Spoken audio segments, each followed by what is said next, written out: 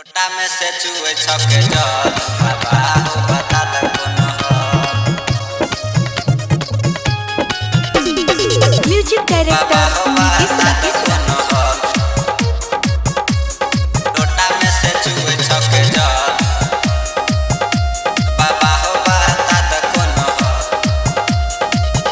हमरा लोटा में से चुए छके जल बाबा हो बता द कोनो हल हमरा लोटा में से चुए छके जल बाबा हो बता द कोनो हल बता द कोनो हल हो बता द कोनो हल बता द कोनो हल हो बता द कोनो हल कोना पूजा होते सफल बाबा हो बता द कोनो हल हमरा लोटा में से चुए छके जल बाबा हो बता द कोनो हल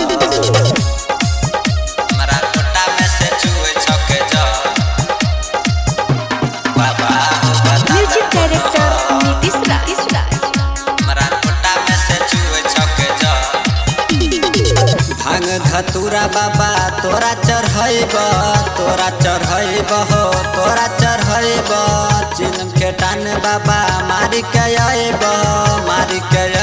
हो मारी के आइब भांग धतूरा बाबा तोरा चढ़ैब चिलम के टान बाबा मारी के आइब केना मिलते हमारा फल बाबा हो बता द कोनो हल हमरा लोटा में से चुए छके जल बाबा हो बता द कोनो हल